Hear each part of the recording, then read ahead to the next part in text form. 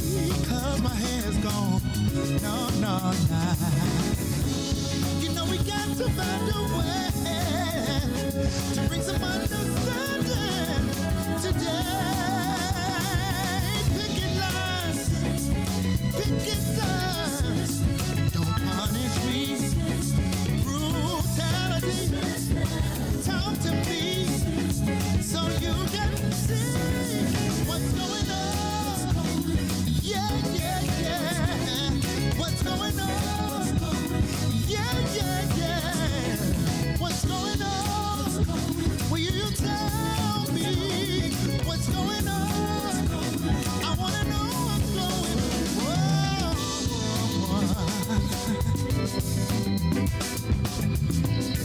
What's going on in our neighborhood? What's going on with our political system? What's going on with police brutality? What's going on with education and healthcare? What's going on? Yeah. What's going on? What's going on? What's going on? What's going on? What's going on? What's going on? What's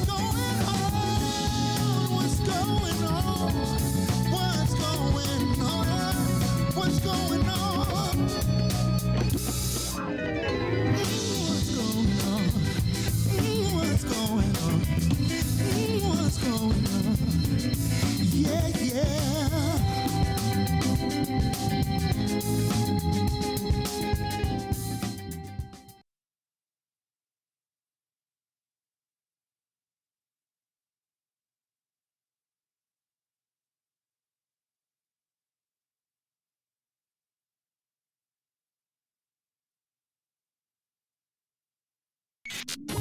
WIIFTBP. We out west with it, where we live illegal, leaning off a leader, riding regal, tipping scales like Libras. Inhale, no L's, pulling out blocks like Jenga. In the rear of a Caprice's Billy Rams, flicking decent nonetheless. Nothing less than tens for the speakers. You'll hear us before you see us with beats that beat the streets up. Yeah. So try and keep up and keep it low key, cuz police try and treat us and keep us on a leash, cuz that's how they see us, thinking we nuts. Cuz we'll die for the ground beneath us, because this land made us. This land made of players that stay on paper. That's how we came up amongst the mayhem to the day when we display what we made of. The game could never change us, the West Side teachers. On these streets where you find that D before G. We out west with it, back down, trying to flip a dollar. If you looking, then we got it, you just got a bit of plot. We out west with it, riding clean, wetter than the sea.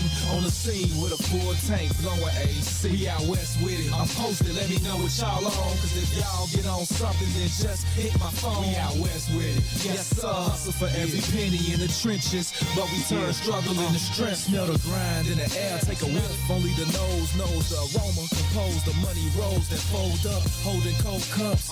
Searching for those that got the purple O's for the $4. And we could go nuts and stay at the stove like grocers, and post up with O's on the table like coasters. That's how the game coached us, made us all in the soldiers. Now that dough is the focus, so know that we own this. Molded by the hood role models, riding good, the latest model, drinking good, raising bottles like we just missed a pothole. You got to know that it's impossible to stop our flow. We've seen it all from watching cops reload 30s a dro while drinking the night away until the block got slow. You'll know as soon as you see us, we the ones laid back in the cut. My demeanor seems to always give me up. We out west with it, back down, trying to flip a dollar. If you looking, then we got it, you just got a bit of plot. We out west with it, riding clean, wetter than the sea.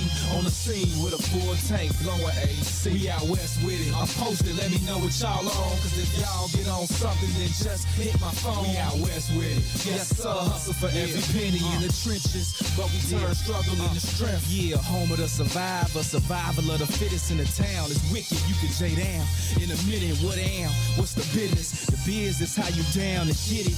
From Cape Town to Fifth City, the sounds of fifths empty.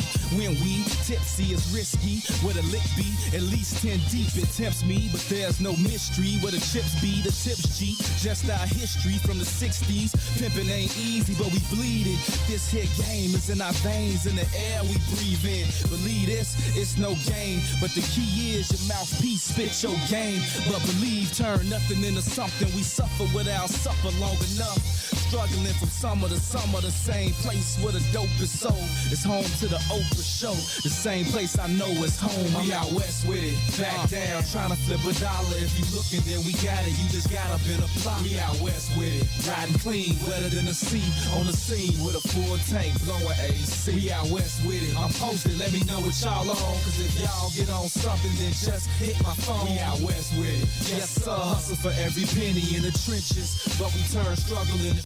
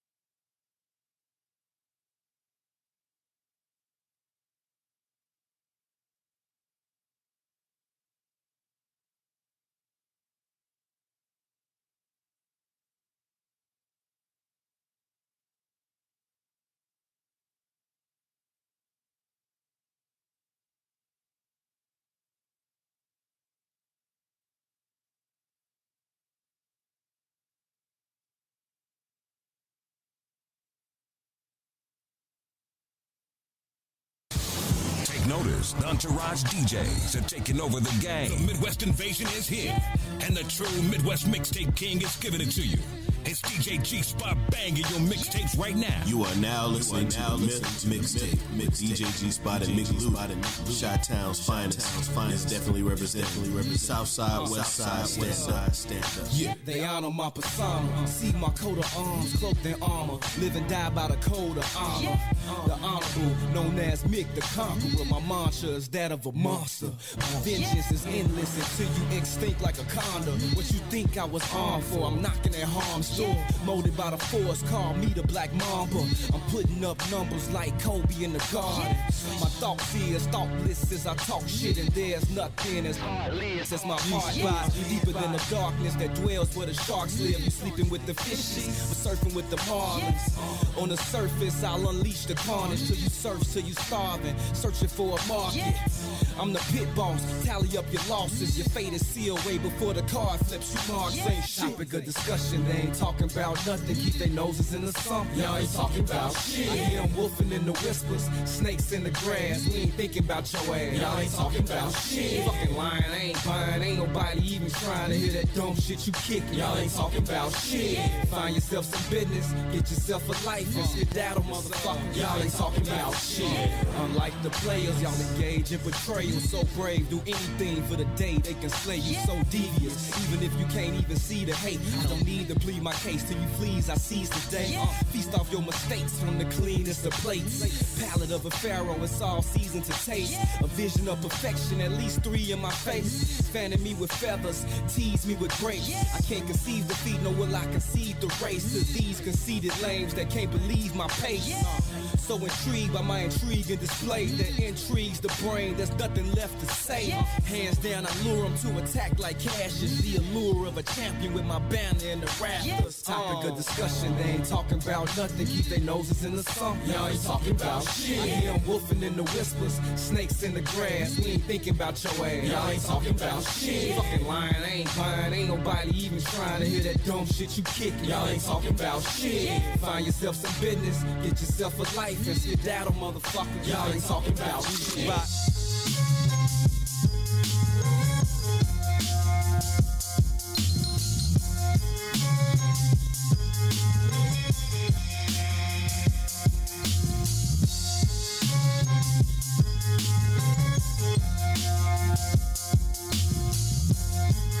nigga Dr. Mindbender behind the boards. Custom, ain't no heroes or role models where I'm from for us to follow where I'm from. Just some niggas throwing gang signs and hollows where I'm from. They pop pills, sip lean, and bless bottles where I'm from. You still ain't figured it out, nigga, Chicago where I'm from. Home of some of the most notable women and men to exist. But the only stars niggas on their heads, the fin and the six.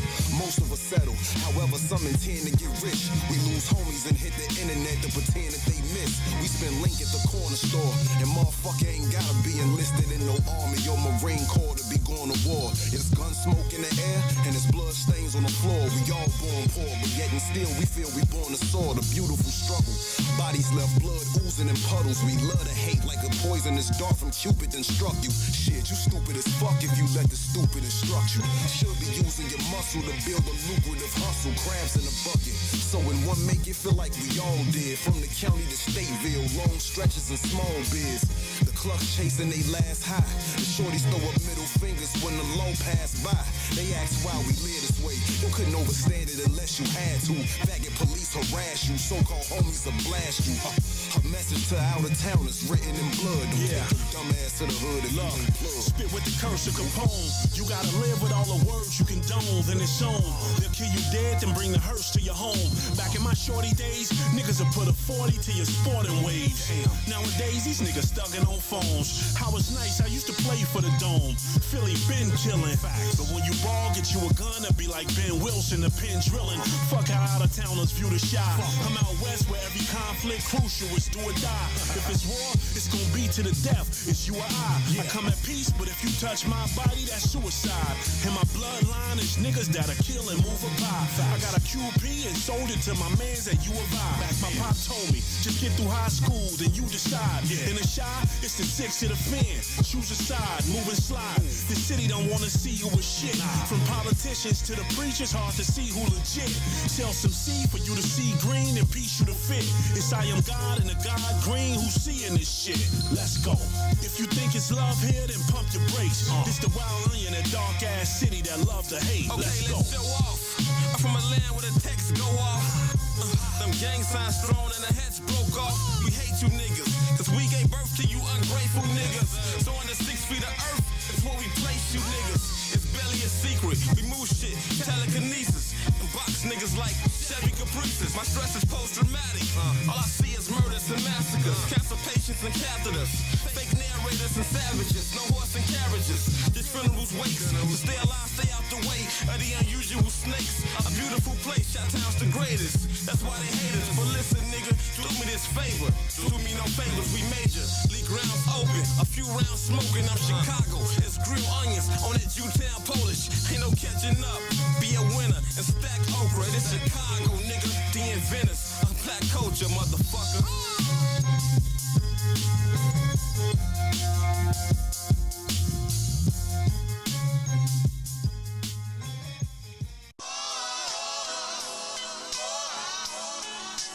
This is a traffic jam. Traffic jam.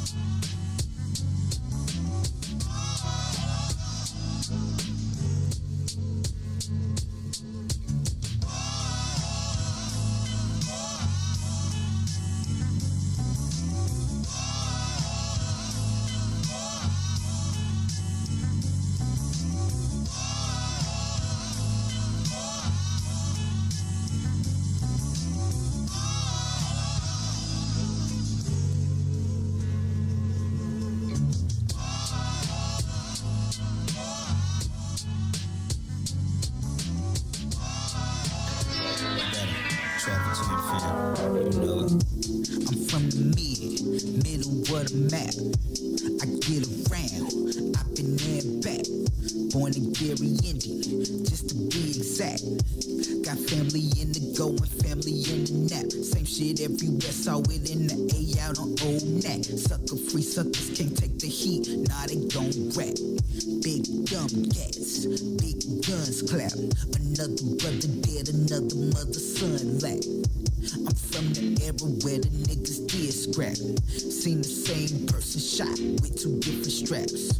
You don't want this, now you don't want that. Tired of fuck shit, wanna take a nap.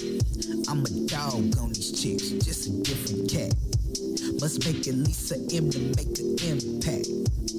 Made just paint the Benz matte black. Fresh head to toe, never wore socks that didn't match. Cause I'm from the middle of the map. Yeah, I'm from the middle of the map. I'm from the middle of the map. Nigga, I get around, I've been there and back. Yeah, I'm from the middle of the map. I'm from the middle of the map. Yeah, I'm from the middle of the map. I get around, I've been there and back. Check, I'm from the middle of the map. I get around, I've been there and back. Born in Gary, Indian, just to be exact. Got family in the go and family in the nap. Talking money, shit hit my jack. If it don't make sense, shit I can sense that. Blowing big loud, never the mid-pack. See you talk, that's just big cap. Nigga, I walk the walk with graduation hats. Fuck your opinion, nigga, in fact. You fuck my bitch, shit, I tip my hat. Now she dead to me, can't bring her back. Play the game, play the field, never been set. Bulls game flow seats just like my Benz mats. Blunt to my lips, gun on my hip, her project pack. Act not my cup of tea, rather sip some yak. Cause I'm from the middle of the map. Yeah, I'm from the middle of the map. I'm from the middle of the map. Look, I get around, I've been there and back. Yeah, I'm from the middle of the map. I'm from the middle of the map. Yeah, I'm from the middle of the map. Look, I get around, I've been there and back. I'm from the middle of the map. We ride big Chevys, big Cadillacs. I'm from the middle of the map. I'm from the middle of the map. We shaking up, don't give too much that. Nah, I'm from the middle of the map. Granny's moved up top, cook so food and got us fat. Yeah, I'm from the middle of the map. I'm from the middle of the map.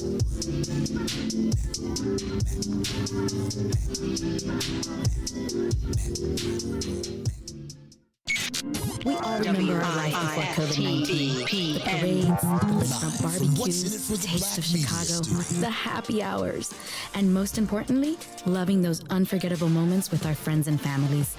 Getting Chicago vaccinated is what will make the activities we miss safe for everyone.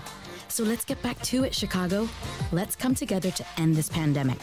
Find your vaccine at chi.gov/COVIDvax.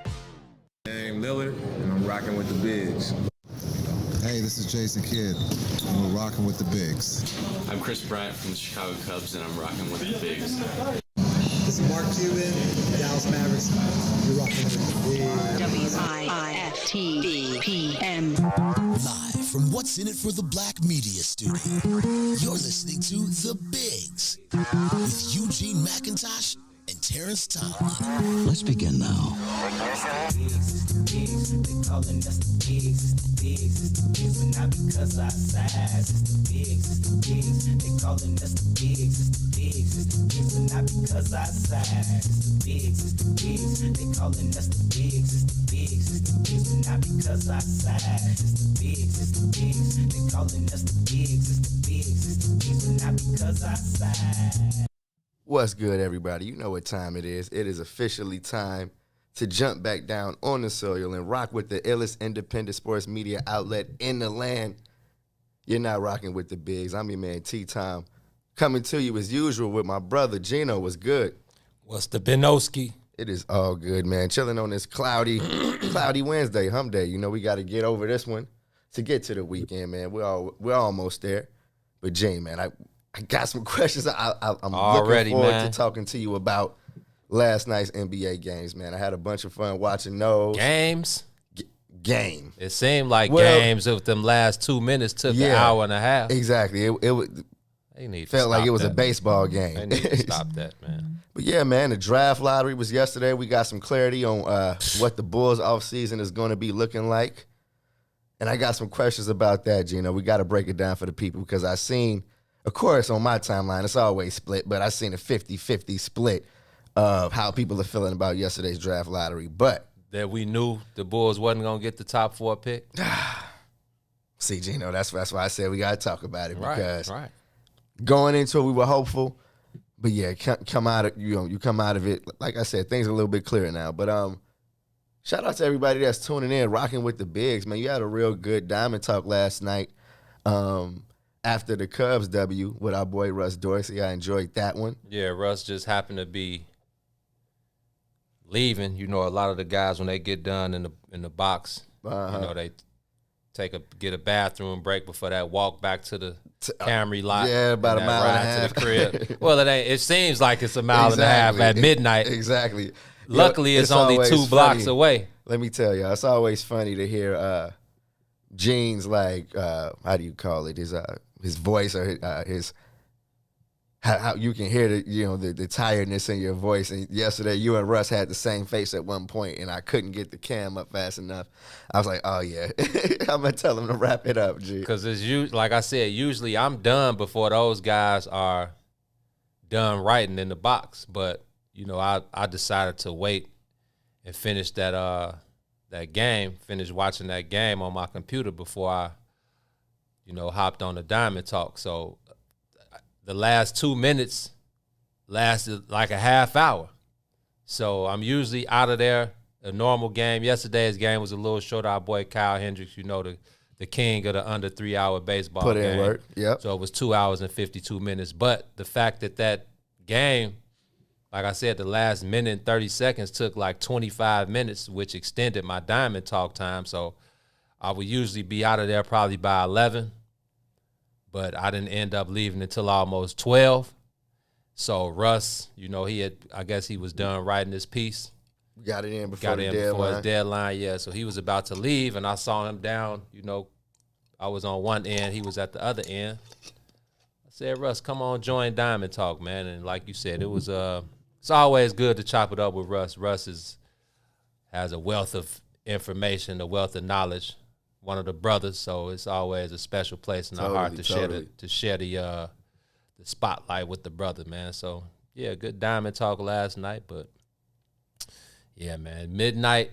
That walk back to the but it's funny because you see so many different people. Like you'll see the workers leaving the ballpark. You see security. Oh yeah. Because the team, they flew out to LA last night, so they didn't have to wait for the guys to come out and leave, get in their cars and leave. So the parking lot was closed already. You see a bunch of Cubs fans still hanging around Wrigleyville drunk.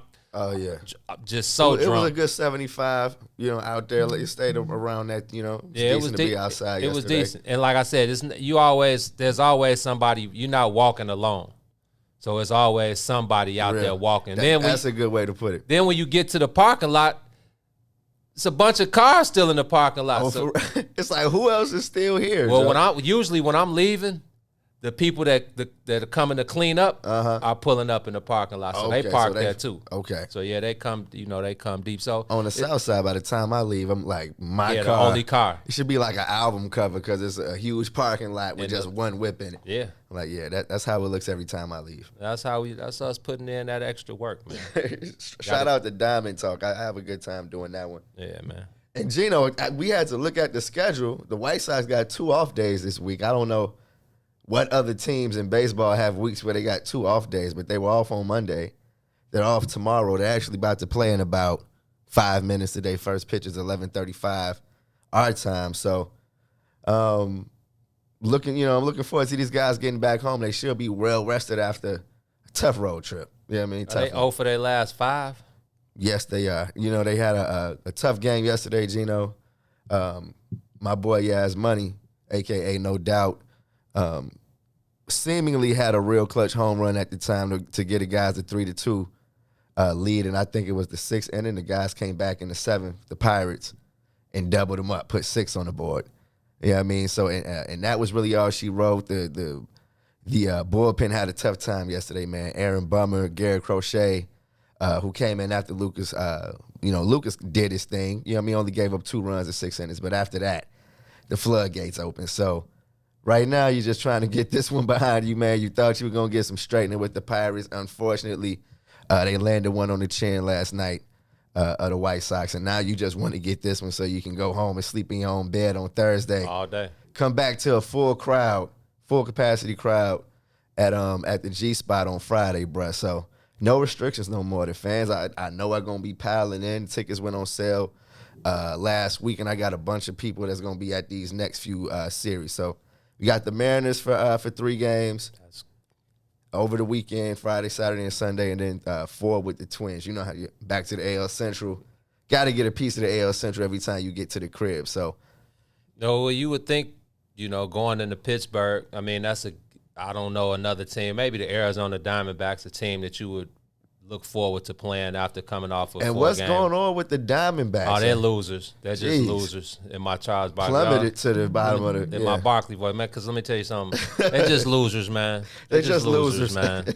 But yeah, the Pittsburgh Pirates. But you got to remember, these are Major League Baseball players. At the end of the day, the record is one thing, but these guys are all Major League Baseball players. They all come to the ballpark, looking to win a baseball game. Oh, and when you look at the Pirates roster, man, up and down the lineup, they got some pretty good players over there. And they haven't been playing too bad as of late. They haven't. You know what I mean? Was Key Brian Hayes? Was he back? He's back. Yep. Okay, he's been out for a lot of the beginning of the season. Man, Adam Frazier and he got busy yesterday on Lucas. I think he scored both of the 2 runs that they got on Lucas, and I was watching my timeline. The fans kind of circled his name as a player. I was about to say that, brother. That's one of the guys that'll be available before the trade deadline. And exactly, and he's been putting in work on the White Sox this season. I think it's like the 3rd time they lost. Okay, 3rd or 4th time we lost to the Pirates this year, bro. So definitely came out of this road trip feeling like, okay, Rick Hahn, I know we wanted to play it cool. And I was talking to SD about, these guys being patient and how urgent was the need to fill some of these spots, especially after Nick Madrigal went down. But now I feel like you need an infielder. Mm-hmm. Yeah, you're looking at Michael Kopech wondering, when he's going to come back. You saw him moving around after that hamstring. But, I wasn't really paying attention. He's had a hamstring injury. Michael Kopech too? Yeah, he's been on the shelf. He's been on the shelf for a couple of weeks now. Seen him running full speed, but that was a week ago now, and he still hasn't been back. So definitely miss him because, like I said, the bullpen has been getting beat up, bro. You know what I mean, Gino? Like no BS. Yes, the calendar is about to turn July, and the guys are in a good spot. But if it's anywhere that the White Sox are kind of soft right now, it's that long relief area to get to Liam Hendricks. The road to Liam Hendricks is still kind of bumpy, bro. So because, after Grandel had that home run yesterday, G, and I'm like, okay, yeah, this is, here we go. They about to wrap this up. The Pirates not going to come out swinging. They totally did. But it was because the White Sox bullpen was just leaving stuff over the plate, giving up walks. You know how it goes. Oh, them walks come back to haunt you. Kill you, bro. And they all came around to score in that 7th inning. So, you know how it is more than anybody, Gino. You want to get back to that home cooking, especially after you done got slapped around a little bit. Some of that mama's cooking. You went to somebody else's crib and had their mama cooking, and kind of you like moms they cooking better than yours. You know what I mean? Right. It was a depressing road trip that felt super long because every night they was getting thumped on their head. So 11:35. First pitch should be, any moment now. So hopefully they Who's can. on the bumps for them today?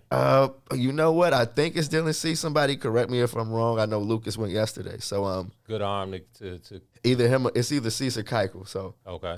Definitely should be able to get one going home. But if you're a White Sox fan, G, get to the park. G, I wish I had some pictures. The giveaways over the next 3 days, but I feel like they go, making up for lost time because they couldn't give away anything last year, so they just piling up on the giveaways as far as fan goes. So we may have, I'm gonna see what I can do to finesse a couple of them, so maybe we can come back on the soil and throw something to the people. But I see Sid Brown said I'll be there at the Sox game on Sunday, my 6th Sox game of the year. Oh, it's the 6th one. You've been getting busy out here. Okay, yeah, it's gonna be a crowded one. On Sunday, Gino, I got a chance to walk on the concourse, the last home game, and this is still like 60% capacity. Did it feel like old times? It felt like old times, bro. I don't know if it's a shortage on workers, but it was a long line everywhere. Every single stand had a long line. I think it's a shortage of workers just in general. Yeah, I've been seeing in all that. Industries. I tried to hit Landbirds yesterday. And they was like, had help wanted signs all over the place. Like, yeah. I'm like, yeah, nobody's coming back to these kitchen jobs. I worked at McDonald's, fam. Like, if you spend a year not doing that, you are not going back. Like, it's all going to hit you. You're going to be like, you know what? I don't want to live my life that way anymore. And who could blame them? Like, I worked for McDonald's for a year and a half. Oh, man, Joe. It could have been a reality. I told you the McDonald's tale. Oh, brother. But that on the food side, don't even Ron get me started about that. Go ahead and give us a McDonald's horror story, man. Woo. Man, my first day. My first day there. What was your job? The first thing they asked me to do? Clean the ice cream machine. Like pull it out, wipe it down, mop behind it, everything. Oh, yeah. A job. That was a job. Oh, yeah. That's why it's never operating, G, because the bugs don't want to clean that yet. They like, look, after 8 o'clock, good luck, because you probably, the staff's probably going to go down. It's a couple of people. Nobody's going to have to deal with that ice cream machine. It's sad, bruh. Sad. But I can't blame them. Because like I said, even on the social side, I told you, one of the homies brought me to his trunk and was like, what do I need? And it was everything. You feel me? I was like, dog, we at McDonald's, man right? He had a jab. He had burners. I'm like, gee, man, we was doing on our lunch break. We was going out to the parking lot, coming back lit. Right? Yeah, oh yeah. But it's not that. It was like I wasn't partaking in these festivities on break. You feel me? I'm like, bro, you know what? I don't ever want to talk to you again. You might not even need to be working at McDonald's, bro. Nah, you might as well go ahead and hit the streets. Yeah, but see, I feel like if you look a little deeper into it, sooner or later, we talk about robo umps in baseball. Oh yeah. You ain't seen cashiers. What? Oh, it's already in motion. Yeah, bro. Tell me you ain't seen this new mock-up of the restaurant. I think obviously it's probably in China or something. They like. Oh yeah, 5 it's years already ahead in of the motion. States. Yeah, at Navy Pier, they got theirs up too. Oh, they changed it to machines over there at McDonald's. Yep. Well, I meant just restaurants in general. Oh yeah. So there's this mock-up where the restaurant, there are no more servers. The meal comes from the kitchen, so obviously someone has to prepare the food. But after it's prepared, it comes on a conveyor belt. Then it comes through. It goes through a machine. It goes up into the roof. It comes into the restaurant. It comes down. Like the restaurant a conveyor belt. Yes. The ceiling opens above your table. Oh no. They lower the food. They lower your plate onto your table. It automatically takes the top off of it. Your food is there. When you get done eating, from under the table, it opens up, and there's a dishwasher. So it lowers your food down into the dishwasher, takes your plate away, and sends it back to the kitchen. Oh yeah, that's totally out of Back to the Future. Yeah, I mean, who did and who had something similar to that?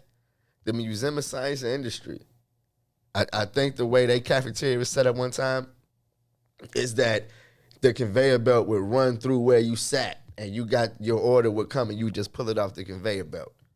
I'm maybe not. I gotta remember if it was the Museum of Science and Industry, but shout out to my auntie because that's totally ringing a bell. The conveyor belt style of serving without any humans, like you said, you put your order in at the front. They tell you where to sit, and then the food comes. It comes right to you. You don't have to do anything. You get done eating, put your what? Silverware up, and they takes it away for you. Are humans serving your food overrated? Like, would you rather a robot do it? You know what I mean? Like, because you the last time I went to a restaurant, spent like 30 minutes before I got served, bro. You know, I mean, there are the pros and cons. Really, the only con is somebody not having a gig, taking the gig economy, taking someone's bread from. Yeah, definitely. But that's other than that, no. Are the robots gonna close down the spot 30, 40 minutes before it's time to close? Yeah. Did you see the robot dog that bust down the gangbangers and the drug dealers in New York? Joe, and the Gigapet stuff. Yeah, you know. What, call that boy Gigapet. I remember those. You remember those? Oh, no, Ron Rilla. Straight up, like about a month and a half ago, the New York City Police Department, the New York Pricks and Dicks, shout out to Prodigy, they bust down the drug stain with a Giga dog. A robot dog, bro. They sent that man into the projects. Minority Report, y'all. And he busted the dope dealers down. It was, stop it, man. And don't even get me started on, like, if you, like, damage that dog, it's probably a felony. Oh, it's definitely a felony. Yeah. You just if police you pick property. it up and throw it, you're going to the slammer, so. I don't know I do know where the world is headed, but it could be worse, man. Side note before we jump into the first break. Are we jumping into the, you want to? May as well. I'm just saying we do need robo umps, bruh. Man, as long as we got Angel Hernandez back there trying to call balls. You know how much time during the game I spend looking at the MLB app, bruh? Look at the third. It'll be 2 strikes in the zone. The third pitch come in the same area. It's a ball. And I'm like, gee. Fam, we're going to go to break. Now, when we come back, I don't know what you want to talk about. But we have got to talk about Operation Sticky Stuff at one point. Oh, man. We have to. Yeah, you're right. It's just flat out ridiculous. Definitely. MLB, Rob Manfred, you're an idiot, man. Ron Rilla, take us to break, man. You're on the soil with the bigs. WIIFTBP.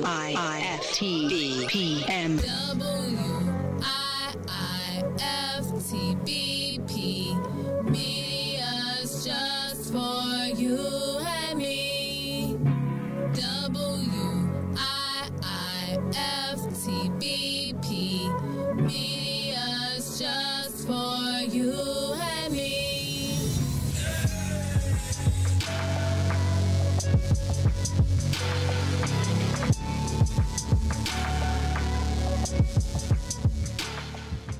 We all remember our life before COVID-19.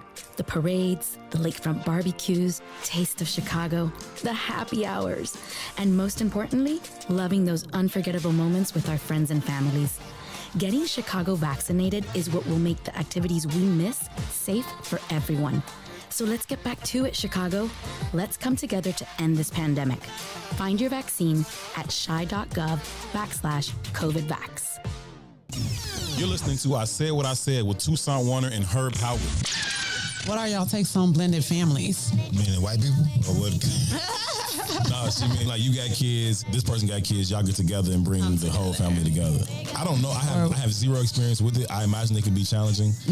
Especially I think the older the children are, I think the more challenging it could be. I think if it's little children or something, you can kind of explain it to them and they may like grow up together and kind of in that same space where this is mom, this is dad type thing. But if you talk about older kids where they literally have a mom or dad, another person like that has been in their lives, or when they're older and you're like, oh no, this is your stepbrother, stepsister. Like, nah, we like 17. Like, I'll bone her. And if this family don't work, you can just give me to the game anyway. Ain't no other, it ain't gonna matter. No woman will ever be important. I'm not being an ass. I'm serious. In my mind, the value of that kind of a commitment is family. I got that already. So now we just chilling. So you ain't gonna really know my children. What's up, good people? You're listening to I Said What I Said with Tucson Warner and Herb Howard live on What's In It for the Black People Media, Monday, Wednesday, Friday, 1 p.m. to 3 p.m. My brothers and sisters.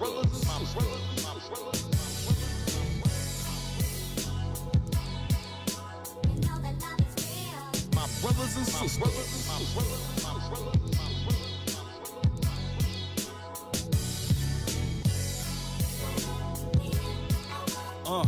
Yeah, no bullshit at the pulpit with questions for the reverend, like why I gotta die to go to heaven, or are these lies and deception a sign of what's next? To deny my progression to my soul through my spirit from my mind and my flesh.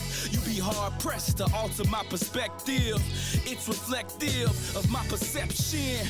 All the lives and the tribes that's affected, dying quick, effects from environments neglected, disconnected, disrespected. This the same section we never invest in. Our own sales from our own shells, become owners on our own, then get on with our own help.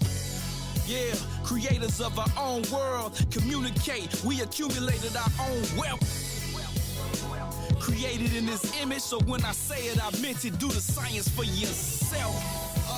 My brothers and sisters, we ain't niggas and bitches.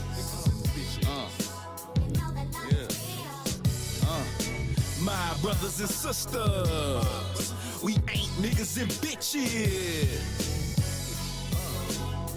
Can you dig that though? And I put this on my mama, Black Madonna, Mother Earth, Mother Africa. I'm honored to be a part of where it started, selling Starburn through the stars, stardust on my starship. My heartbeat is godly. I'm the light harness from the darkest part of darkness. Such a godsend. I teach my son to treat your daughter like a goddess. I teach my daughter to treat your son like a god king. I can never deny my fate. My melanated skin tells my story every day. Fortunately, my fortune awaits. Majority of the world, minority in the States. Yeah, we blossom from the concrete. The world copies what they see, then mocks my mystique. The possibilities impossible to see. The ways of Western men can match the prophets of the East. My brothers and sisters, we ain't niggas and bitches. My brothers and sisters, we ain't niggas and bitches.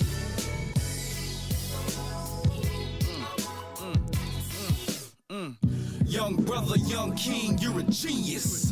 Young sister, young queen, supreme beings. All you have to do is believe it. All you gotta do is believe it. Young brother, young king, you're a genius. Young sister, young queen, supreme beings. All you gotta do is believe it. Y'all niggas, and you gon' be niggas forever. Just like us. Niggas. Man, bro. You're not niggas. We are back on the soil. Talking to my man Gino, man. You saw what he said on the other end of the break. The stick. What do we call this era? We had the steroids era. I call it the substance. I'm just calling it the substance abuse era. It's not the sticky fingers era. Operation Sticky Stuff. I'm picturing a ball just with all kind of gook on it. The way the MLB is kind of reacting to it, you would think that the balls look like that when they came out of the pitcher's hand. But what we've been seeing over the last couple of nights is the MLB's response to them implementing some new rules as far as what pitchers can have on their hands or use as far as foreign substances to get grips. And basically nothing. You can't have nothing on your hand. You can't use anything for grip. You basically, it's just your bare skin and the ball. You know what I mean? Which hasn't been, and you've pitched, and I know we've talked about it before, But it's been the way since as long as I can remember baseball. Whether it just be some some sunscreen is what the guys are saying. Why can't we use that? But what is with MLB doing the pat down after innings on pitchers now, bro? Whether it's a hat, a belt, a glove, umpires are allowed to check it now just to make sure there's nothing on it. Like, break it down for me. Like, get me to an understanding of what's going on. Well, you see how, I mean, it's frustrating. You can see it, and I mean, I wish MLB, I know MLB wishes most pitchers were like Kyle Hendricks, just an easygoing guy. Always got his poker face. You'll never know if Kyle is up or down. But you saw Max Scherzer. You saw Buddy from the Oakland A's last night. Was it Soriano? Was that his name? I believe it was. I'm going to look it up real quick so we don't muck it up. Just all of any. I just don't think it was a well thought up idea. And obviously, you know what I think about Rob Manfred. And what is he? He's an idiot. And it's showing by this tactic that they're using to check pitchers. And it's not like it's okay. We check the pitchers before they take the mound at the beginning of the game. Sergio Romo, exactly. Mm-hmm. From the Nationals, right? Yep. Used to be for the Nationals. So it's not like we check the pitchers before the start of the game. We check them at the end of the third inning or, whatever. Because they're going to be different scenarios. Relief pitchers are going to come in at different times during the ball game. So it's not like you can check them at a specific time. But you see the frustration on pitchers. Operation Sticky Stuff started Monday. So it's now Wednesday. So it's been 2 nights of baseball. And I'm pretty sure 80%, 90, probably 100% of the pitchers around the league are not in favor of it. It just wasn't a well thought out idea, man. These guys are creatures of habit. You come out, you're locked in. I'm locked in on my job. I got a job to do for 6 to 7 innings, and I'm locked in. Now I got to worry about you coming to break my cycle of concentration because you want to check my hat, you want to check my glove, you want to check my belt, you want to check everything possible where I could be hiding some type of foreign substance. And if you find anything, it's an automatic 10 game suspension. It's an automatic 10-game suspension. 10 game paid. or 10 day? 10 game. Wow. Paid suspension. So, again, I love the Max Scherzer and Joe Girardi. Back and forth. Yeah, last night. Joe Girardi's basically saying, I've watched Max Scherzer pitch for 10 years. He's obviously a first ballot Hall of Famer when he's done playing. But I've never seen him go to his head as much as he did last night. He's like, hey, man, I'm sorry. I didn't mean to offend anyone, but I'm just trying to do what I think is best for my team. Max Scherzer, on the other hand, is like, hey, man, well, what do you want me to do? My head is the only part of my body that I was sweating. I need to be able to grip the ball. If they've taken away the things we've been using since inception, baseball has been around for over 125 years, bro. Yeah. This is nothing new. So now if you want us to change what we do mid-season, again, they didn't give this rule prior to spring training so these guys could have ample opportunity to get this thing in order. You know what? I thought that was interesting for Joe Girardi, a former catcher, to be the one to look at Scherzer like, yeah, now you're touching your head and everything like that. And I'm looking at Joe Girardi, I'm wondering, like, a pitcher has to be able to grip the ball. You know what I mean? As a former catcher. Yeah, as a former catcher. And then on top of that, if you take away the ability to use a kind of substance, then pitchers are forced to find some other ways. And I'm not surprised that, maybe it's the sweat on top of their head. Maybe it's, something like that. Because a lot of the guys that Rosenbag is behind the mound, they said, you can't. Albert Alzolay was like, man, I can't. That the Rosenbag might as well not even be there. It serves no purpose. So why does it serve no purpose? Because he said it still doesn't give you grip on the ball. I know, and that's just they tossed it a couple of times, let it go. So remember last year we would watch Kyle Hendricks. He had like a little wet towel in his back pocket. Okay. And he said he would go to that, every couple pitches just that's dead now. There's no way they letting that go down these days. So, on top of that, though, Schwarzer, he pitched a great game yesterday.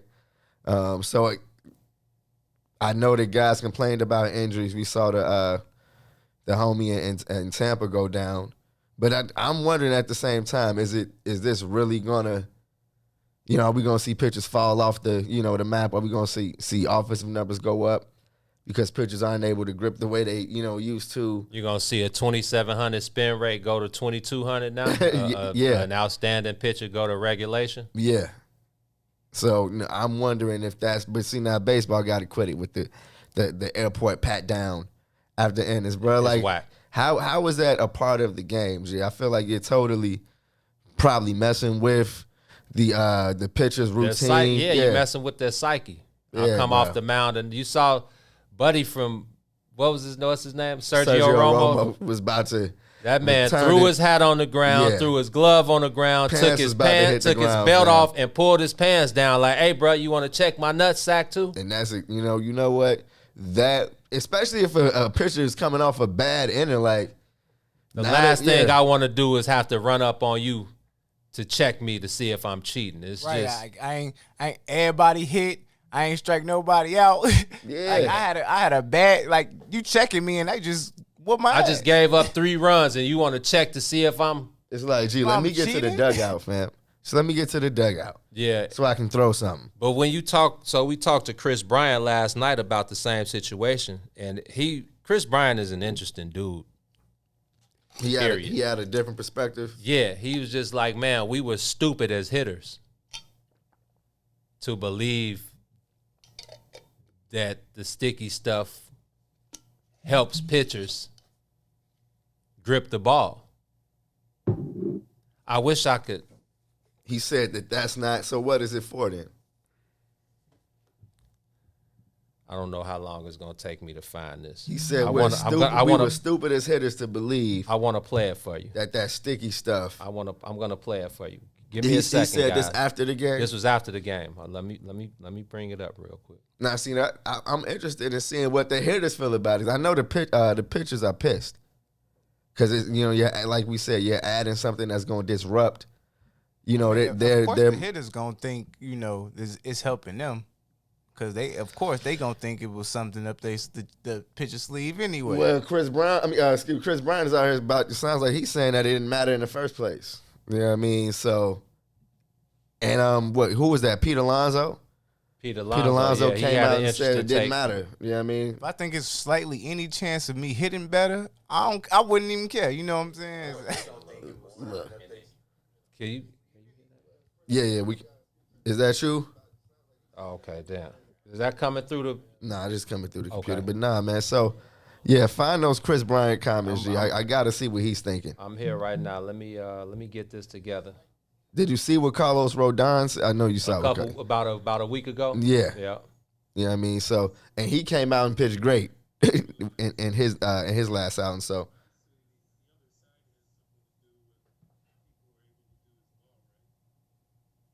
do you think there's any chance that these guys take that pat down out of the game? They got to. Can't go into the playoffs with They that. got to. It looks bad.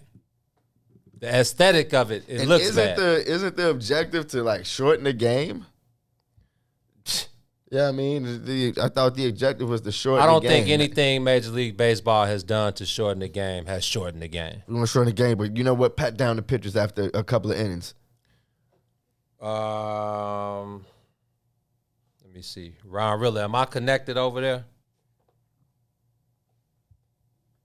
On the road? All right, let me see. All good over here, my brother. All right, I'm gonna bring the video up. But yeah, well, inform the people of what Carlos Rodon said. No. you know what he said. He said he sounded like Gino out there, that it's a stupid rule, that it's an overreach. Just basically MLB is reaching and doesn't understand the pitchers in today's game. So, but like I said, Rodon came out in his last appearance. It was absolutely, electric. So I feel like it's something that we need to see more of. But the pettiness of the pat down is what's on display. You know what I mean? I think it just shows they got amateurs running the game, people that don't really know the game.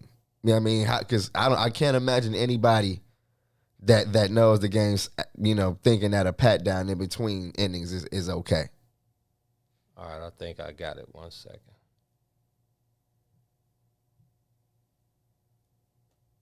Imagine them doing this in any other sport. Stop it. Imagine them doing this to quarterbacks in between plays. All right, let me see if this is it.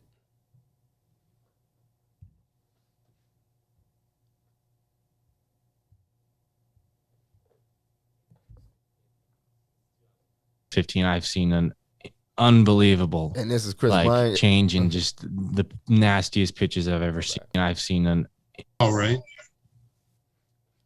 Yeah, oh yeah, for sure. But I mean, all the pitching is great in the big leagues. I mean, since 2015, I've seen an unbelievable change in just the nastiest pitches I've ever seen. And anytime you say, "Oh, you face good pitching," it's like, well, I felt like that since April 1st. Everybody's a good pitcher in this league. So, yeah, it's nice to kind of say, "Hey, he's a good pitcher. You battled this and that," but I don't believe in that too often because they're all really good. Let me scale it back because that was the second part. I expect, I think we're all guilty of that. We all want. Oh yeah, I'm a big believer in doing more work inside, just because you get outside and you're more concerned with this is Chris what Bryant the ball talking looks about like after it hits your bat. Adjusting to I think we're all guilty of that. I'll just let it ride. Balls going to the stands and home runs and, feel really good about that. But I feel like when I'm taking batting practice, on the field, I expect perfection, and anything short of that, I find myself getting frustrated with myself. Whereas if I do feel perfect, then I'm expecting that. So it's kind of a lose-lose situation. So that's why I'm a big believer in just working in the cage and focusing on your swing and not the result of the ball flying into the field. So you alluded to it early on, that just being patient. Is there a tendency at times you think of trying to do too much, especially when the rest of the team maybe is having trouble scoring runs? Yeah, but it has nothing to do with the team not scoring runs. And this is baseball being the most individual you feel good, team you have a hit streak of 14 games, and you kind of have to be getting a lot of hits. You feel like you want to keep that going, so you don't want to walk. You want to keep getting hits.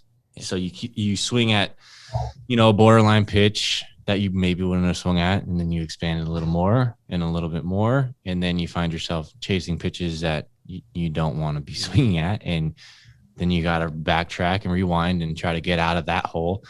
So it's all cyclical. I mean, I think we all go through it. When we're going good, you just want to keep hitting, keep swinging. Sometimes you have to do the opposite. It was pointed out that you guys have faced some really great pitching over the last couple of weeks. Obviously, the other side has something to do with what people are able to do as well, right? Yeah, oh yeah, for sure. But I mean, it's crazy how open all the pitching is great. This is why I want to run it back. Since 2015, I've seen an unbelievable change in just the nastiest pitches I've ever seen. And anytime you say, "Oh, you face good pitching," it's like, well, I felt like that since April 1st. Everybody's a good pitcher in this league. So, yeah, it's nice to kind of say, "Hey, he's a good pitcher. You battled this and that," but I don't believe in that too often because they're all really good. Hey, Chris, I feel like, whether it's Ross or your teammates are being asked about this June schedule for weeks, and you still have a 3-city road trip at the end of this. How do you view kind of facing the Dodgers at Dodger Stadium, the defending World Series champs, for 4 games coming up here? Yeah, I personally, I one of my favorite places to play. I just love that stadium. It's really I don't know. You see the ball pretty good. I don't know. It's just something about being in LA too. I feel like time slows down a little bit. So I love, always enjoy going there and, but yeah, I feel like the June schedule has been interesting. I think this next road trip we're going to 3 different time zones and an off day mixed in between, but yeah, we just got to keep battling and keep hanging in there, and got some good teams, coming on up that we're playing. Dodgers are always good. If I didn't have a prior engagement, I'd be in LA right now. Those guys, and move on to what's next. Okay, 3 weeks into that, to this challenging schedule. I mean, have you learned anything about this team or even, the offense in particular? In regards to the schedule? Yeah, just in regards to going through this stretch, finding ways to win, even if maybe everything's not clicking for the team. Who was that? Yeah. Yeah, I mean, I just think it's important to recognize that it is a up and down. Jake was there. Okay. It's just a way of baseball. You go up and down, and it means you're living. When it's flat, it means you're dead. I mean, it's as simple as that. So you ride the waves. And realize that, hey, it's not always going to go your way. You got to keep your head up, come out ready to play, and maybe you get that pitch again, and then you do something with it and not foul it off. And I feel like we've just been fouling balls off. Maybe, I don't know, but I guess as metaphors, we just keep fouling balls off. We're not really, crushing one in the seats, and maybe we have a little more losses than we would have liked, but you got to roll with it. Chris, this might be a tough one to answer, but in 2 days, have you, seen less spin on the ball or anything like that in terms of the pitchers? No, I just seen the umpires getting a little more exercise, running in to check all the pitchers. It's kind of funny, but I'm all for it. I'm all for the keeping it out of the game because I feel like at first we were so stupid as hitters, saying, "Oh yeah, it's for control." We just don't want them to hit us, and that was such a cop out. So I love that. Things are kind of going the other way, and whatever. I mean, if we get hit, we get an on base percentage. So that's the kind of way the game has been going. The last 4 or 5 years. We have anything else for KB? Hey Chris, you were in the home run derby as a rookie. Would you recommend that experience for Patrick Wisdom? Do you think he has any shot at getting there? Yeah, he's on the day here. I mean, I did it for other personal reasons. It wasn't really for me, but it's a fun experience for sure. I don't know if I'd ever do it again. It's just really tiring. And I only did 1 round. I can't imagine going the whole way, but he could certainly win it. That guy can really crush a ball. So I heard I think Otani's in it. I don't know. I heard he's gonna be fun because all I hear from Joe and Bussy over with the Angels is that this guy takes unreal batting practice. So I'm looking forward to watching that. But if Wizzy wants to do it, I'd love to see him in it too. All right, we'll let KB get ready to head to LA. So yeah, that was we were talking about Chris Bryant and what he was talking about as far as the Operation Sticky stuff was concerned. But I really wanted to run it back just to give the people the perspective, the context. Chris Bryant is one of those guys, man. Like when you talk to him, he's easygoing. He's a likable guy. He's a student of the game. Like the depth that he gives these questions, you can tell that he's really listening, and he's just not giving you some old base level answer. He got some good questions too. That was a pretty good media session. Shout out to those guys. Because it's different when you're in the clubhouse and you can kind of and get the guys one-on-one. You know how we do. But when it's Zoom, usually the guys are only available when obviously the starting pitcher is available, but usually it's the guy who's the star of the night or the guy who has a big night that comes to the media session. And Chris kind of hopped off the schneid last night. Completely media chosen. Yeah. Complete. The people, you don't get to go talk to anybody. Exactly. So he hit a home run last night, so he was made available. And, it was just good stuff. It was interesting stuff outside of the Operation Sticky stuff question. But that was great. Wasn't it? Yeah, that was great. For him to say that they were giving the pitchers a cop-out earlier because,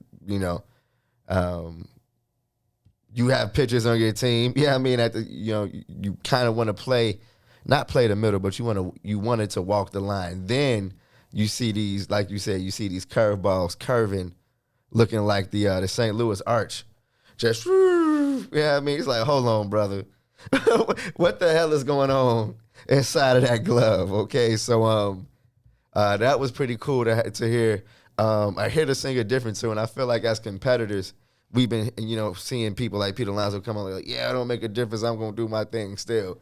But here comes Chris Bryant saying, no, I haven't seen too much difference in spin on the ball, but let me tell you, yes, there's a difference in what they do with the stuff that they were allowed to put on. You know what I mean? So he's happy that it's changed, and that's what's up. So, yeah, Gino, that was dope. Shout out to Chris Bryant, who, of course, I'm always reading it between the lines. And you saw him he talked about L.A. and Joe Madden a little bit. So, I don't know, man. The trade deadline coming up. I don't know what they telling Chris Bryant, but he looks kind of resigned. He looks more comfortable than I've seen him look in years. So that was pretty cool. Yeah, I mean, he's showing his worth. He's showing, again, that when he's healthy, he's easily one of the top players in baseball. I think he's leading vote getter at third base for the All-Star game. That's what's up.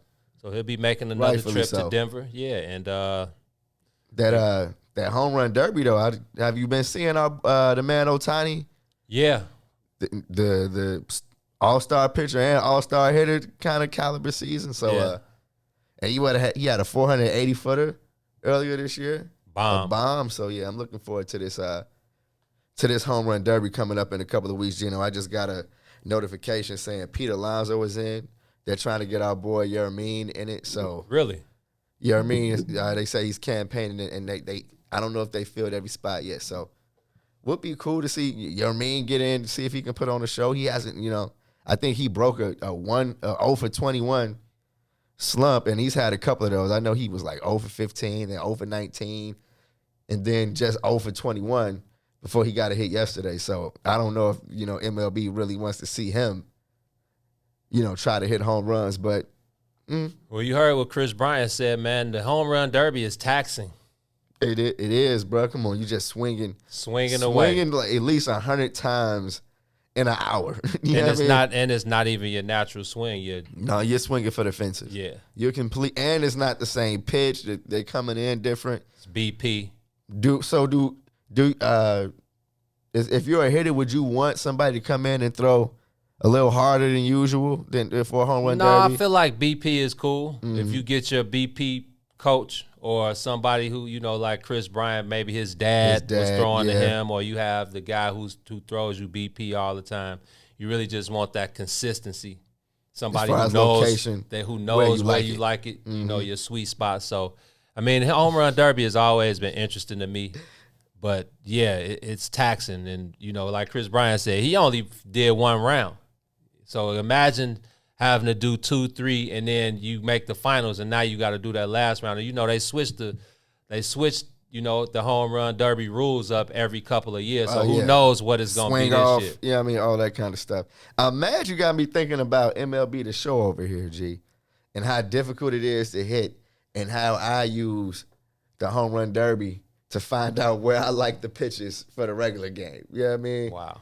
So, yeah, it's you know what? I haven't touched MLB The Show in so long. I've been playing Madden, bro, when I do pick up the stick. So it's a new one coming out. I don't know if anybody has a PS5 and is gonna be grabbing that Madden, but come on and you can take an L from me. I can serve you up an L anytime you want it, guys. I'm gonna lead you to that Madden, man. I'm MLB The Showed out. I get a game in at least once a night. We can do that. We can do the show. Get us a league going. The group chat, man. We supposed to get us a league going. Come on, Gino. Man. What's your gamer tag, Joe? Peace to the God, I think. I think I'm big GTD out here. So yeah. No, I'm Peace. Yeah, I'm Peace God. The same. Like on Twitter. Okay. Yeah, man. Just find me out there. Add me as a friend, and I'll give you an L. You want to put some bread on it? We can do that too. I'm all about a secondary form of income. Yeah, that's understood. Definitely got to put up the bread in the man. You know what's crazy? On the PS5 controller, you get the voice, the voice feature, even if you don't have the headphones. So I was killing somebody, and I pressed a button on my controller, and the mic thing turned on, and then I started getting all of the crazy like young cat saying all this wild stuff to me. I'm like, gee, yeah, look, I only play this game like once a month, fam, and you're getting your ass kicked. So just turned the mic off after that. Well, look, man, I guess we can take us another break. When we come back on the other side, I know you want to talk NBA playoffs. Got to talk about our boy D-Book. Great game last night. Suns go up 2-0. The DeAndre Ayton. A couple of people on the Suns coming out. DeAndre Ayton has been playing lights out back at the crib in Phoenix. The Valley, yeah. We got the Bucks and the Hawks starting tonight. Should be a good series, man. I know a lot of people are down on the playoffs because there's no KD, there's no Steph. I'm not hearing that. I don't care. I think it's some great basketball on deck. There's some great basketball being played, man. But we can talk about it on the other side. You're on the soil with the bigs. WIIFTBP.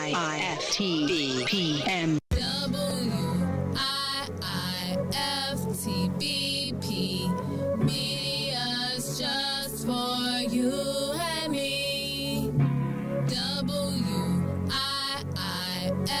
WIIFTBP. Media's just for you and me.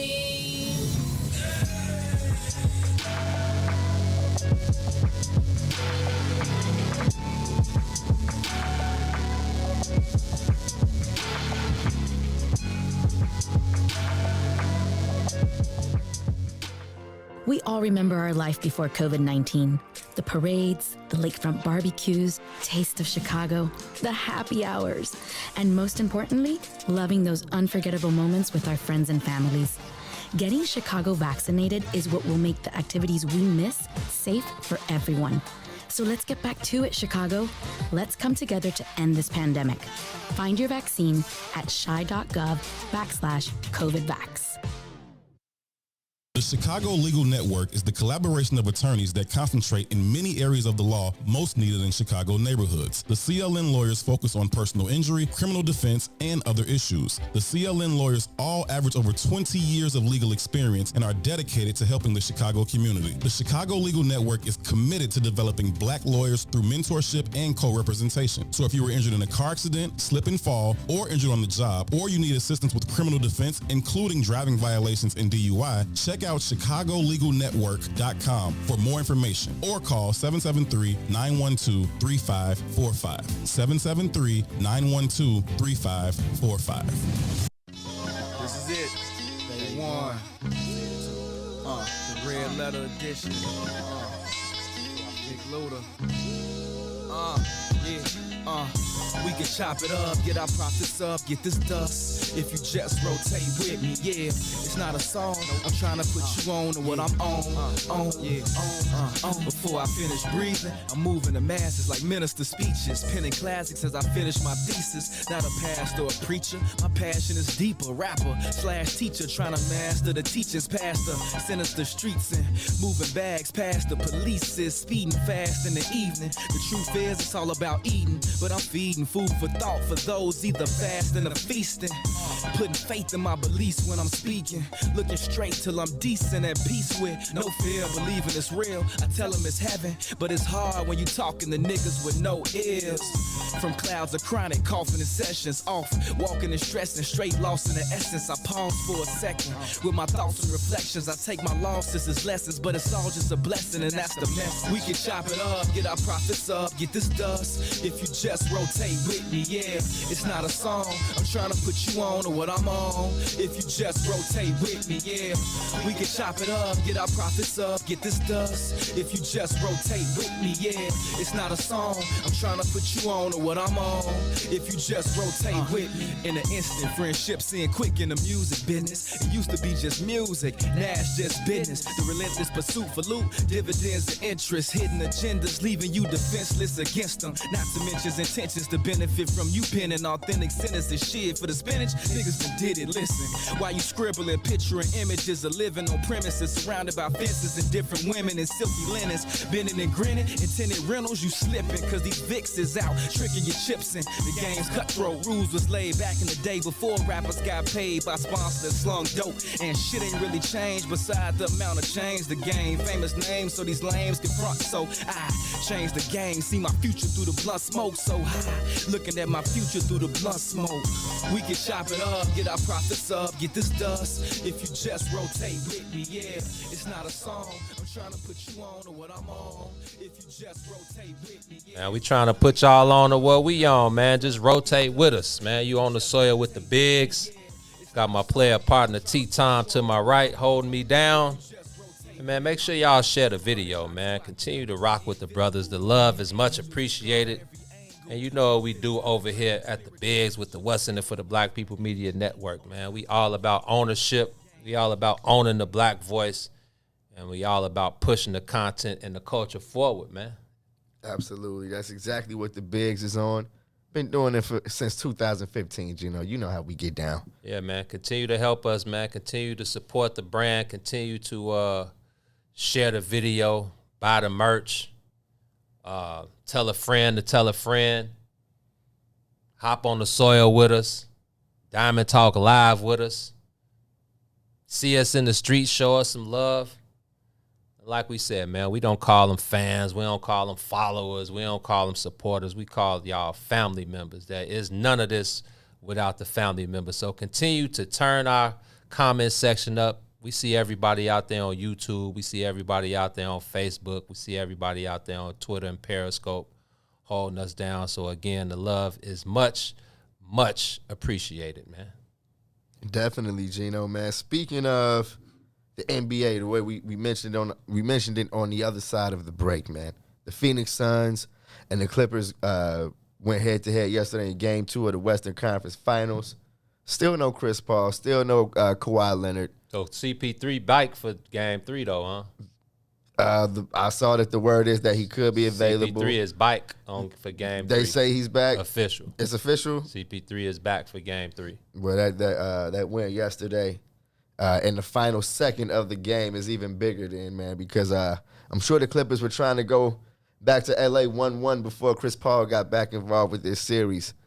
And unfortunately, man, I don't know if you've seen that or, any replays of that last I saw the alley-oop to Aiden. Yeah, I saw the last like 2 minutes and 40 seconds of the game. Bro, it was an absolutely beautiful pass from Jay Crowder out of bounds behind the basket to DeAndre Ayton for game. And I honestly don't remember the last time I've seen that play work. So for it to happen in the Western Conference Finals is huge, man. DeAndre Ayton went off. I'm looking at his stat line now. He ended with 24 and 14, but was involved all game. But I feel like if you caught any bit of that game, you know that the MVP of that game was Cameron Payne, bruh. Killer Cam Payne. And he had a very good regular season, and has turned it up in the postseason. Making sure that the Suns haven't missed a beat, even though Chris Paul has been like in and out of the lineup this whole playoffs. He had the injury in the first round. Cameron Payne stepped in and did his thing. Now, while he is in protocol, he had a great game in Game 1, but then comes in Game 2 with an even better game. And I'm wondering, again, I'm like 30-9. It's a campaign.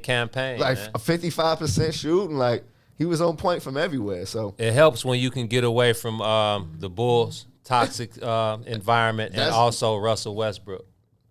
And you know what? I thought the correlation, because Monty Williams coached him in Oklahoma City when they drafted him. Right. And he said that Monty Williams called him like, I don't care who's looking at you, I want you. And he's like, I packed my bags immediately, and I was in Phoenix the next day. And never forget Cameron Payne was drafted right after Devin Booker in that draft. And he did. Cameron Payne had a decent college career. Like, bro, you don't make the NBA draft. He had a very good college career. First round pick and you can't hoop. Yeah, but it's all coming to a head right now. Definitely, enjoying Murray watching. State product. Yeah, You've so I'm seen saying, numerous like, guys. period. Campaign, Isaiah. What was Isaiah Cannon? Yeah. Najah. Talented offensive players, man. Yeah. Offensive point guard. So, very huge win for a Clippers team that I feel like. Hold on. Chris Williams says it was an offensive foul if we want to be technical. Which one? Well, you only talked about one play. DeAndre Ayton alley-oop? Are you talking about a technical offensive foul on Devin Booker's screen? Let me know, Chris. Let me know what you're talking about in the comments. Definitely break it down to us, Chris. Let me know. But I thought it was a great job by Ty Lue inserting Boogie Cousins in there to guard the inbound pass. Oh yeah. But what he didn't do was cut that side of you kind of want to force everything to the corner. You want to force that ball to the corner and turn it into a 3-point shot than rather giving him an open look at the basket. They let Ayton cut down the middle of the lane. And Zubac, he got a pretty good screen. He got clipped just enough where he was a good step behind DeAndre Ayton. He was in the air by the time Zubac got close. But Zubac, regardless, he's not. That's barbecue chicken for DeAndre Ayton. You saw him get bammed on in the first half off the Jay Crowder alley-oop. Exactly. So And Zubac that was nasty. he's not athletic enough to keep up with DeAndre Ayton, and I think it was a great play call by Monty Williams. Saw a lot of people talking about it was goaltending. There's just no way that can be goaltending. It's coming from you got to know the rules of basketball. Yes, has it's to an be a out-of-bounds shot. pass. Yeah. Come on, And you can't shoot. Like if that bucket went in from out of bounds, it wouldn't have counted. Right. So yeah, the Clippers, they did everything they had to do. They were that close to getting out of there 1-up.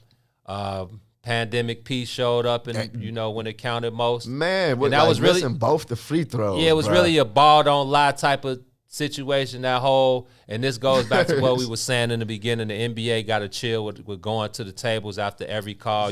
All I got to do is this, and now you going to the table to check it. And so I went back and looked at that. Because Devin Booker and Pat Bev. Well, it was a call I think on the Clippers, and they changed it to a foul on Devin Booker early on in the game. No, this is in the fourth quarter. This is one of the calls they looked at for like 15 minutes before, like when in the fourth. This quarter? was the first call that I think they looked at. Okay, so it was like 7 or 6 minutes in or something like that. Okay, and it wasn't a foul call on Devin Booker. Or even on that part of the play, they ended up calling a foul after the replay on Devin Booker. I'm like, you can't do that though. Like the officiating yesterday was terrible, bruh.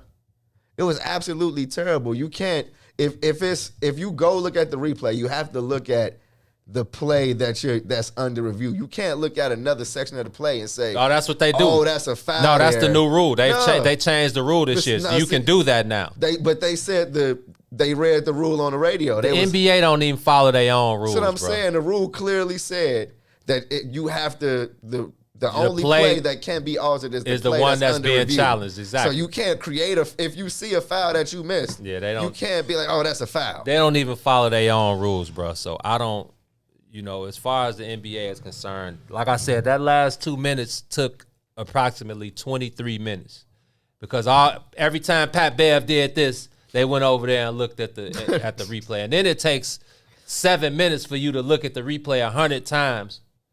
It's ridiculous. It's taking the air out of the out of the stadium. Excuse me. And then when you talk about that last play, Phoenix didn't have no more timeouts, so that was a plus for Monty Williams to be able to go over there while they checking to see how much time was left on the clock. Now he can go over there and write his play up. Unlimited timeouts, bro. Unlimited timeouts if you include the reviews that every single play has to get reviewed. We got to see who the last fingertip. Stop it. Yeah. So, yeah, I feel like the reviews definitely have to be addressed at some point in the offseason, G. Definitely takes away from the flow of the end of the game when it shouldn't just be stopped every 2 minutes, bro. Come on. Yeah, you're taking away the flow of the game, and like I said, the eye test reigns supreme, man. It's like that same play happens all the time in the NBA. Like, okay, yes, was it out on Devin Booker? Yeah, it was. He was the last one to touch the ball. But come on, man. What about our boy Devin Booker about to become a masked man, G? He got his nose broke yesterday. You really won't be under the Kobe Act, huh? Did you see it was somebody in the stands with the Steve Nash picture, the lady with the Steve. broken, Yep. and that's exactly what he looked like. They, I think he put a picture up this morning, and oh boy, like the nose is about as wide as his face right now. So definitely glad to see he was able to stay in the game. He didn't need stitches or anything like that, and he started. Did you see he got hurt and put up a couple of buckets? I'm like, oh yeah, he's fine. He'll be okay. But I think for the rest of the playoffs, he's going to be in a mask. Well, like I said, that was really a ball don't lie type of situation. And the Clippers are huffed, though. Like, I feel like without Kawhi, they just don't have it. You know what I mean? Well, yeah. And it was a 1-point game. I know, but nah.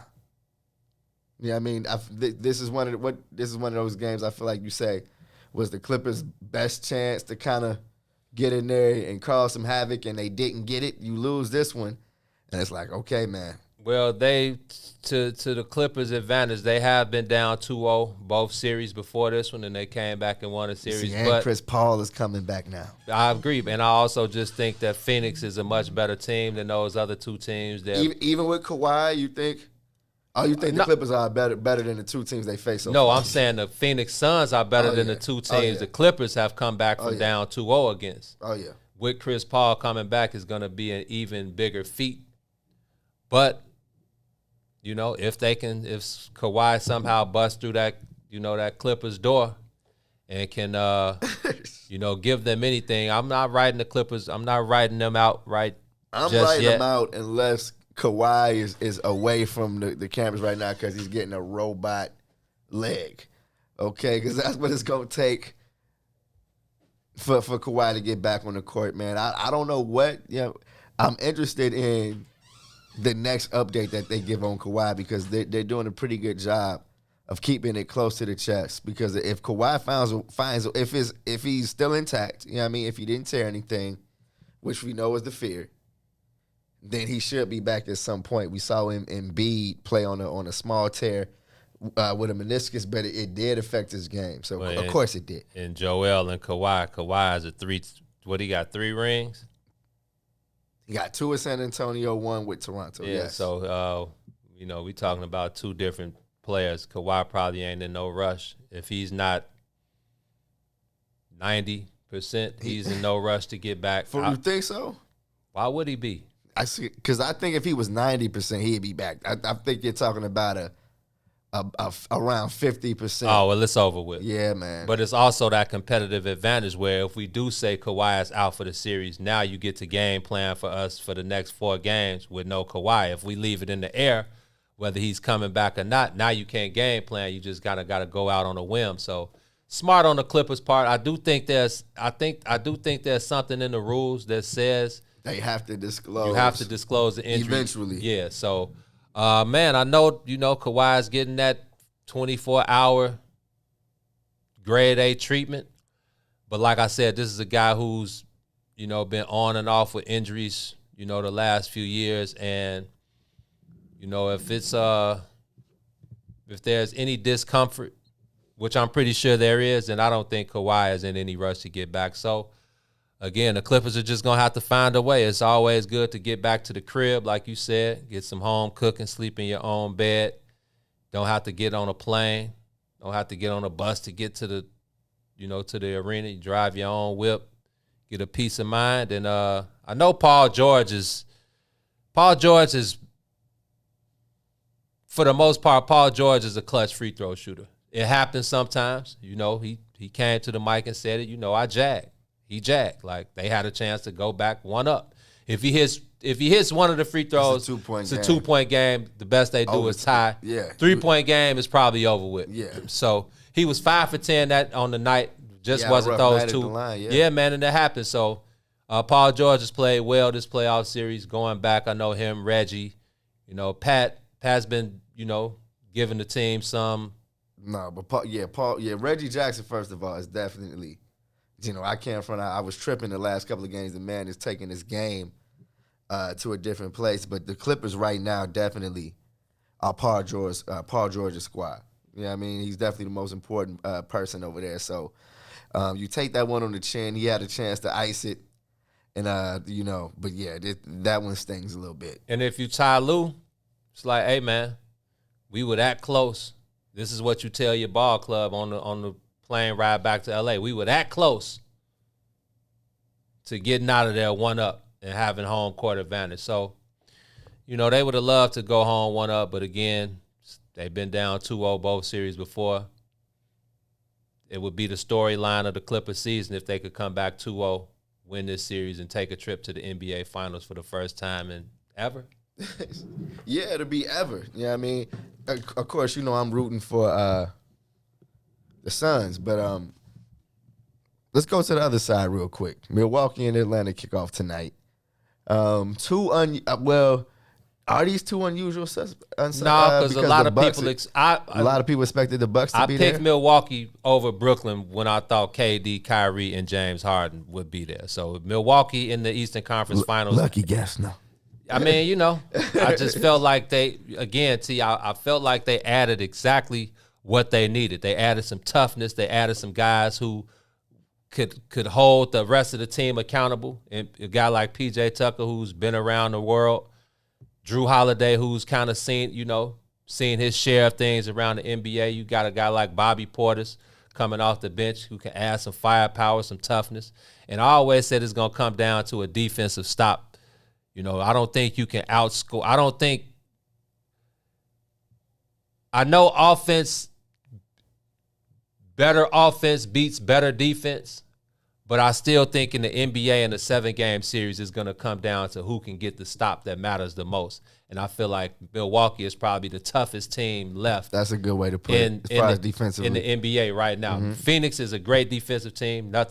Take nothing away from them. Jay Crowder, Chris Paul. Team defense as a whole, DeAndre Ayton. I think they're playing as good a defense as I feel like Milwaukee can play.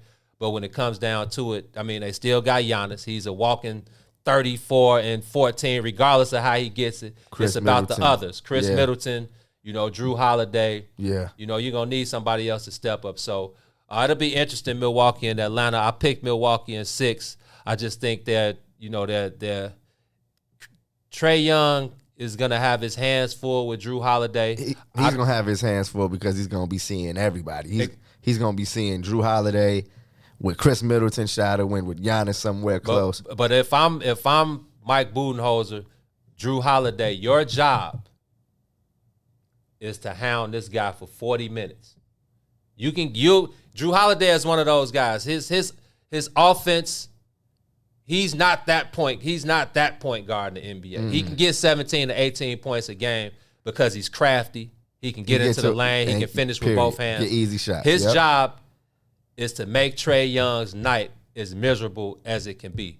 And then now you make the rest of the Atlanta Hawks beat you. See, now that's going to be fun because Trae Young can make his night miserable. I agree. It can definitely flip.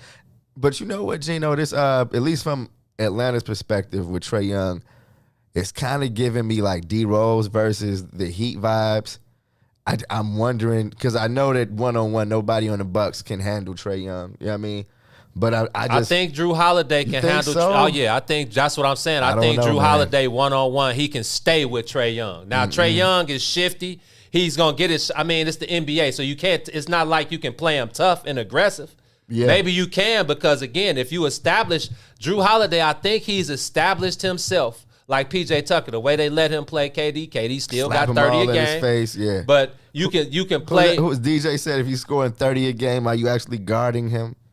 Are you actually slowing him down? If he shoots 7 for 25 rather than 14 for 21, yeah, you slowed him down. It's obvious. We all watch the same games. Great players are gonna do them, but you can make their nights. You can make it tough on them where they have to step their game up another notch. Trae Young, this is his first time in the Eastern Conference Finals. He's never seen this before. It was his first time in the. That's what I'm saying. He stepped his game. Stepped his game up every round. So now it's a trip to the finals on the line, bro. Now let's see you step it up another notch. And here's what I like about the way the young guys have been playing in the playoffs as a whole. D-Book, DeAndre Ayton, they like forget this I got next mentality. Like, nah, we in here now. we know that these chances, we've learned from the people that come before us. I mean, Trae Young watched D Rose. You know what I mean?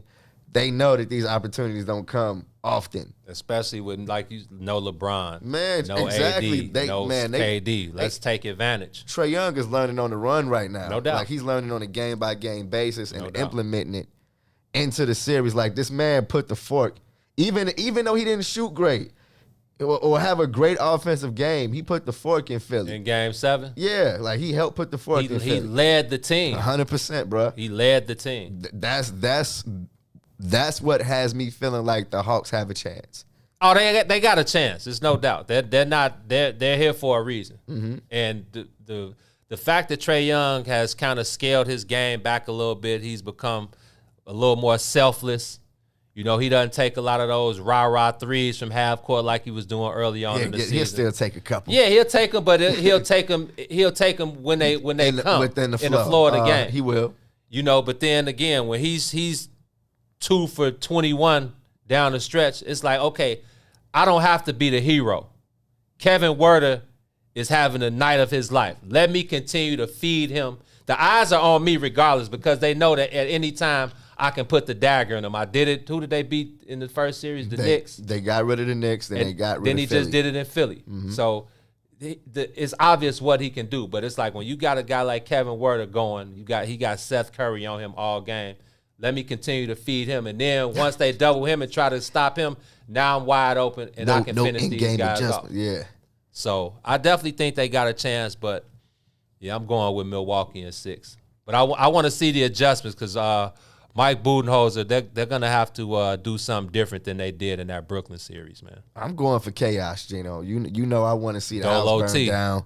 I'm definitely looking at the Bucks like, I respect y'all. You know what I mean? Especially for getting some dirt off your shoulders in this playoff run. You went through the Heat who put you out last time, and then you go through the Nets who I feel like are building, Megatron. Like, this may be your only opportunity to beat them, and they did that. So I feel like they're looking at Atlanta like if this is the final boss before we get to the finals, we've beaten dogs with bigger bark. But I'm looking to see if Trae Young can kind of transform, if he can continue to transform into this elite point guard, bro. Like, the man, honestly, we spent a lot of time talking about how the game has changed and offensively, the three-point shooting has gotten kind of out of hand.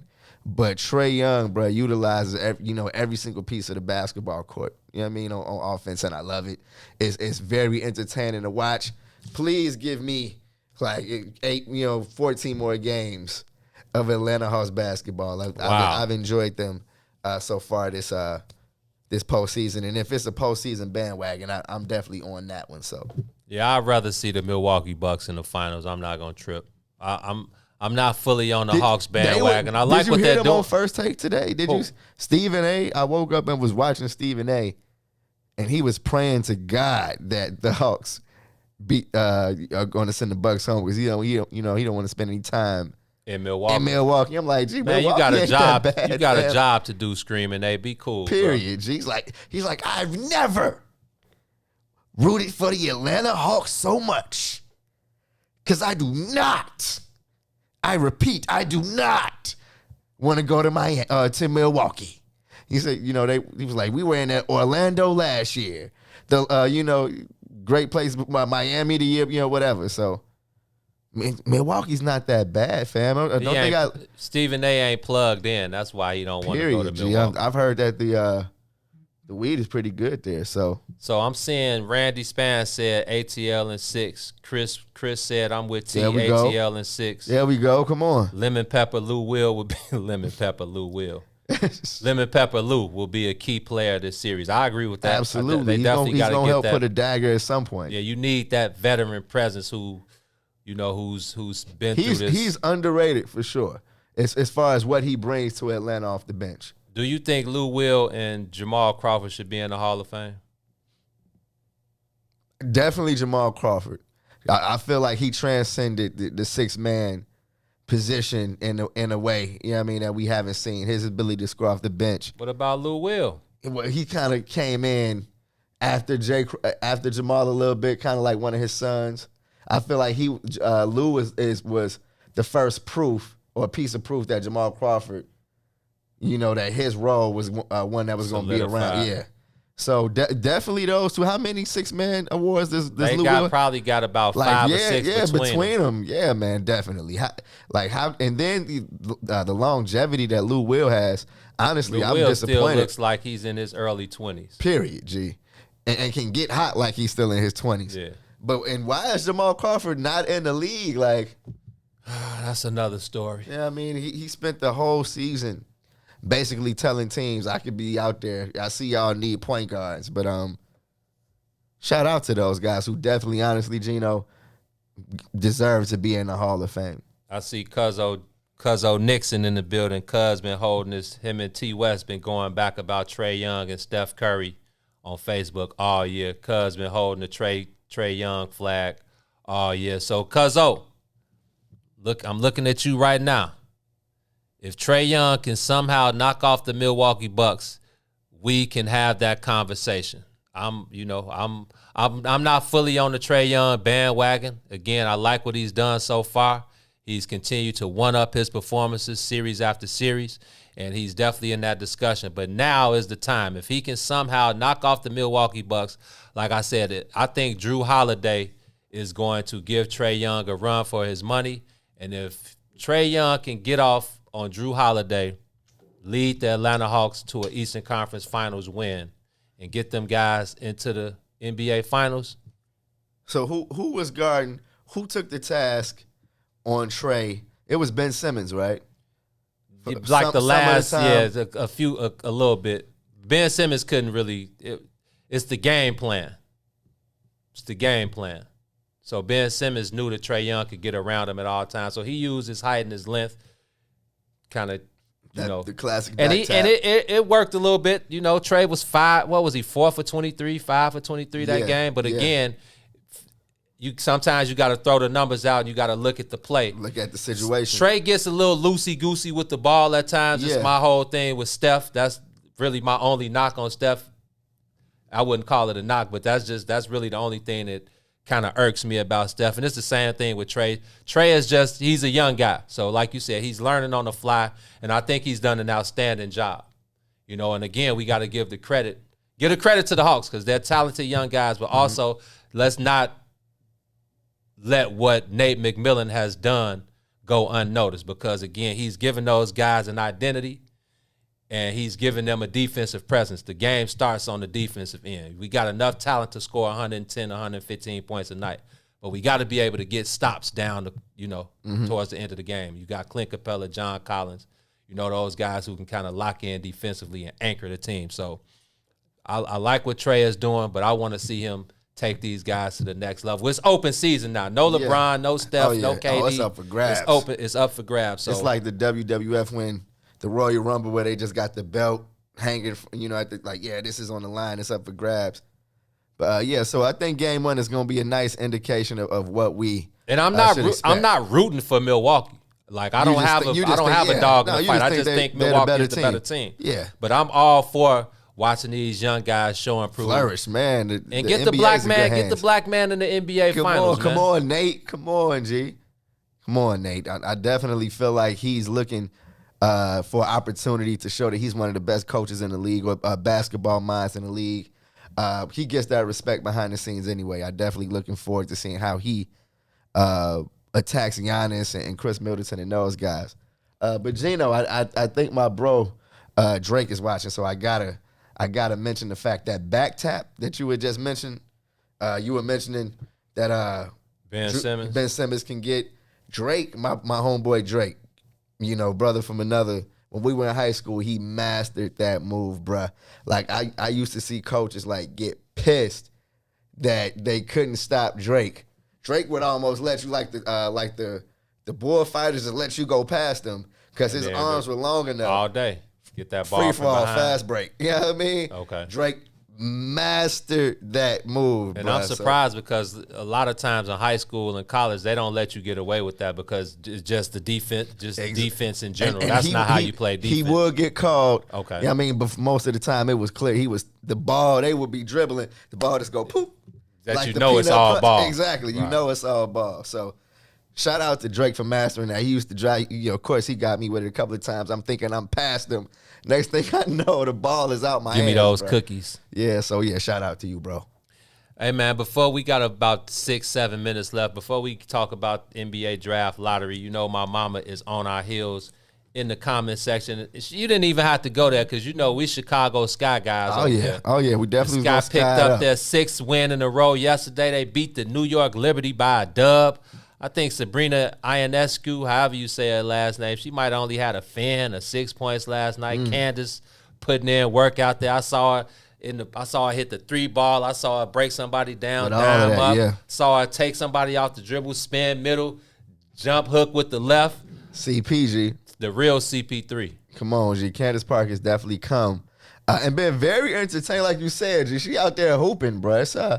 It's different with her on the squad, and like you said last time, Diamond DeShields is finding the groove. Vandersloot, everybody's playing well right now, and just look like they're having a lot more fun. Exactly. They just having a lot more fun out there. They are 8-7 now. Last time we talked about the Sky last week, they were in 8th place. I think they were 5-7. Yeah, they third place now. Now they're in 5th.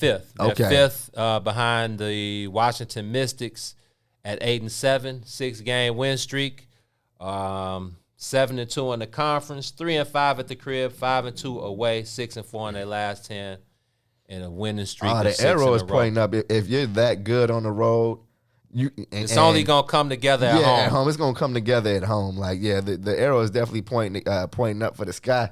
Come on, let's get to some WNBA playoffs. Let's see if the Sky can go ahead and stretch this thing out. So, And we definitely talked shout about out it. to the women. We talked about the Sky. It was championship or bust when we got Candace Parker this year. Like we said, we know what Vanda Quiggs is going to give us. We know Diamond DeShields coming off the injury. She's chomping at the bit to show the WNBA that she may be the most versatile player out there. And, when we first started covering Diamond, we thought that she had WNBA MVP written all over her. Facts, like it was just one waiting on her. Yes. Yeah, but health is the key to success. Yes. And she's slowly but surely finding her way back. Now with Candace there, you can kind of find yourself. Candace is obviously the leader of the team. She may be on the downwards, on the downside of her career, but she's still the GOAT. She's still extremely valuable to a team. Yes. And I think that can kind of just let, like you said, Diamond and Vander Quiggs and Stephanie Dolson and some of the girls who've been there for the longest kind of, just mold themselves together, find that niche, find their true identities together. And when it's playoff time, man, when you got Candace leading the way, especially on the defensive end, let's not talk about the impact she has on the defensive end, guarding and hitting the glass and starting the fast break and all the things that lead to winning playoff basketball. So I'm excited to see them. Man, and you know what? Like you said, we're some WNBA guys, honestly, bro. I've spent the last couple of days kind of in some, it's a lot of drama that's been going on with women's basketball, especially with the USA team being selected. Yeah. I was personally surprised that Candace Parker didn't end up selected on the team. But as a whole, it was a bunch of back and forth about our girl, Chiney Ogwumike. Yeah, she didn't make it either? Didn't make the team. That's a travesty, a sham, and a mockery. President of the WNBA Players Association. Stop. Somebody needs to be fired. MVP, champion, NCAA champion, and has never been on an Olympic team, bro. And she's played in the World Games. Was the leader of the team in the World Games? That weren't the Olympics. So somebody needs to be fired, bro. Bro, I wish I can bring the thread up to you. I wish I wasn't having a brain fart now, but one of the WNBA players just laid in to the selection committee and broke it down like this is a UConn bias. This is basically, the USA team is basically a UConn alumni team. Wow. And that gets posed as a USA team. And she was like, during the Olympics, it's going to be events that only the UConn alum participate in, all of that. She was basically looking at Diana Taurasi and Sue Bird who are, just got their 5th Olympic selection. Like, why Are are they they 40 still years old? 40 years old. 5 Olympics, bruh. 5 Olympics that they've been a part They of. played in the 90s. Played in the late 90s, like the 99. Well, that was 20 years ago. 20 years, bruh.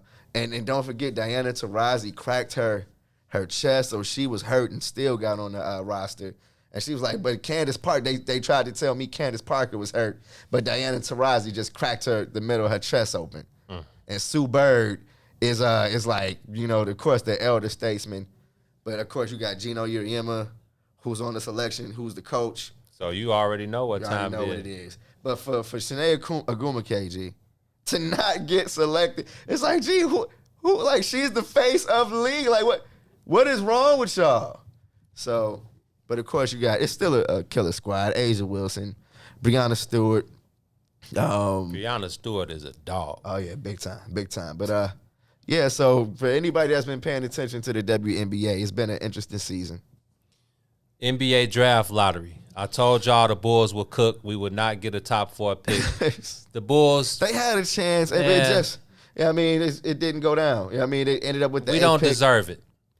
So now what do you mean by you don't deserve it? Like, I'm not going, bro. Gino, I think it's still kind of stinky from the Garpax thing for you because I when you look at it in whole, they just traded the 8th pick in the draft for Nikola Vucevic. And I'm not mad at the Nikola Vucevic trade. I'm not mad at that at all. But that's basically what it boils down That's to. fine, because I'm sick of every year we get the 7th pick and it's like, okay, we got the 7th pick. Let's see what this guy is going to turn into. I'm sick of that. Would you not rather have the 7th or 8th pick for Vuce, for sure upgrade on the Bulls squad? I'm fine with having Nikola Vucevic. They didn't have a chance to jail last year. I know, like you said, it's like a 50-50 situation with Bulls Nation right now. But him and Zach, okay, that's cool right now. Let's see what happens this offseason. That's what's most important. Right. Like I said at the top of the show, we just get a clear idea of how this summer has to be attacked by the Bulls. It's going to be about free agency. But it's also about trades. who wants to come here. But see, and I feel like I'm not as worried about that as I think most of the fan base is. At least as far as reaction to the draft lottery goes, I think it was obvious, but it's because we got new guys running the show. I feel like if Arturas and Mark Eversley were depending on the lottery balls, then they would have never made that trade. They made the trade knowing that they're not going to have a first round pick. Right.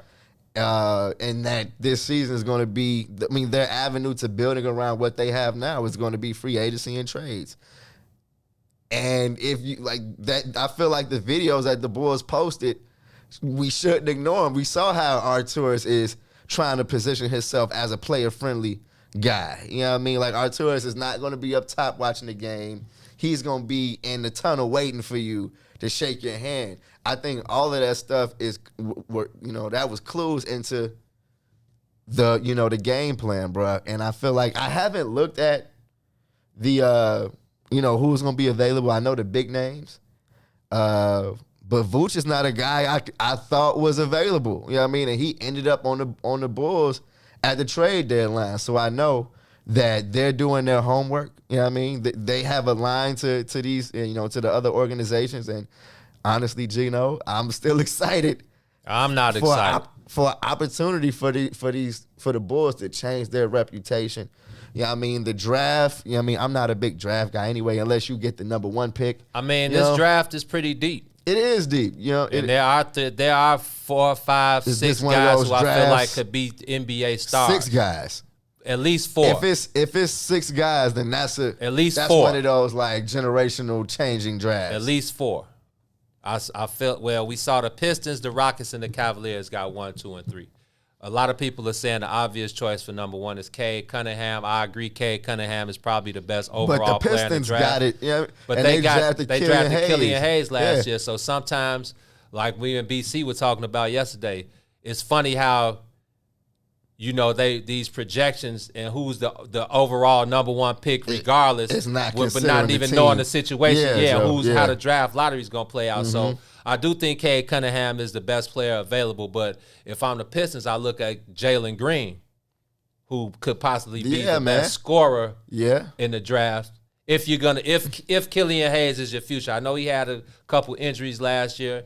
Didn't really pan out how I think the Pistons thought he would in his rookie year. But and our boy Vince Goodwin for Yahoo Sports from Detroit. I think the first thing he said was that it's a lot of people that like Cade Cunningham in Detroit, and that's kind of going to be the tug of war. Do we go get the best player available regardless of fit on our team? I mean, but you can deal use with that later. You can use Cade in a multitude of situations. Like obviously he did that for Oklahoma State, but now when you implement that into the NBA and it's a whole different ball game, I mean, I think he's more fit to play the NBA game. He can shoot it off the he can shoot it off the dribble.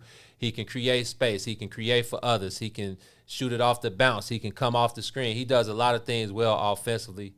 What it's going to take for him is, just getting used to it and putting the right pieces around him. I think he would probably be the consensus number one. Jalen Green probably number two.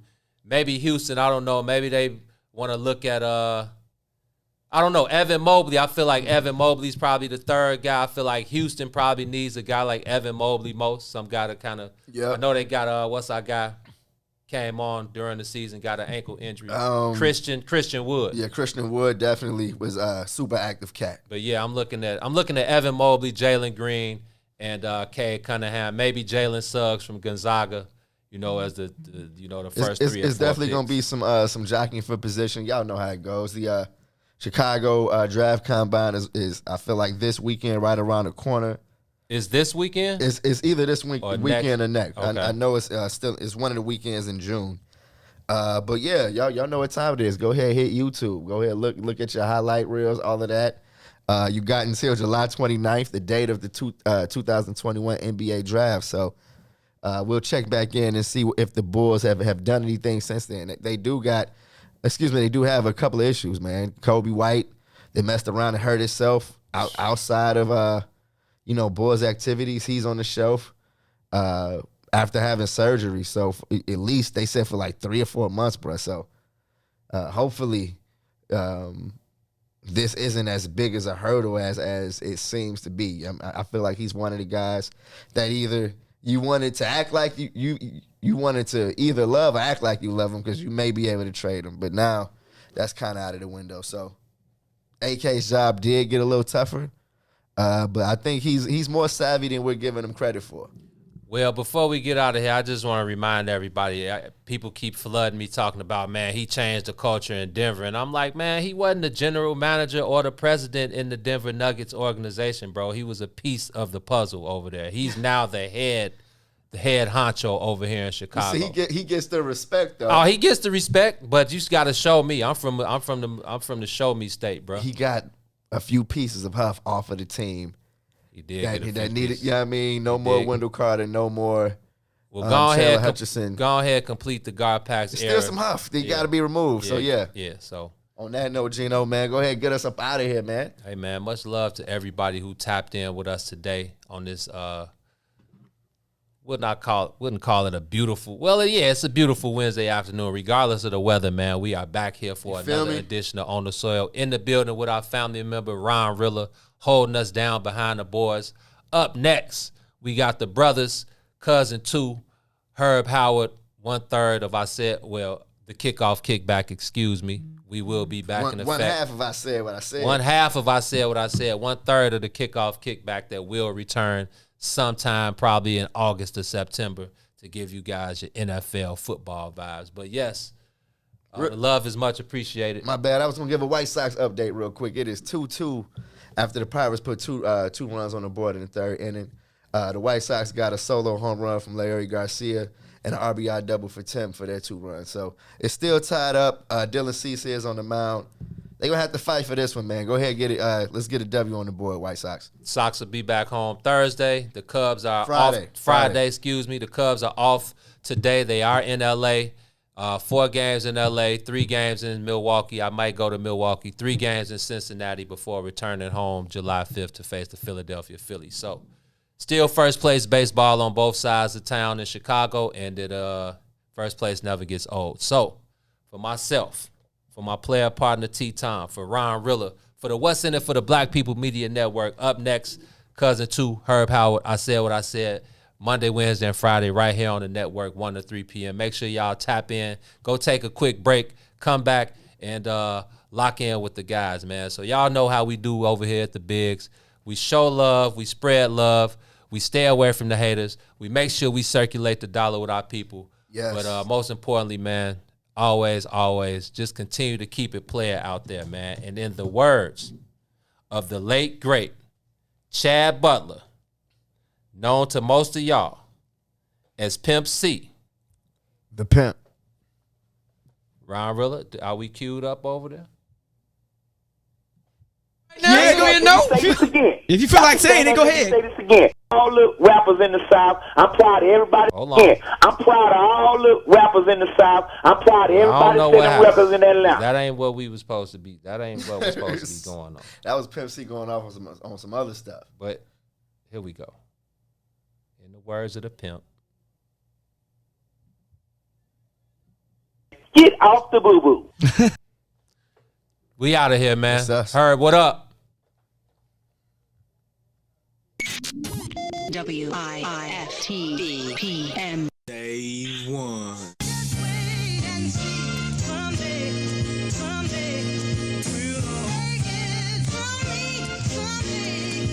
Yes, sir, I like how that sound right there, man. You know what I'm saying?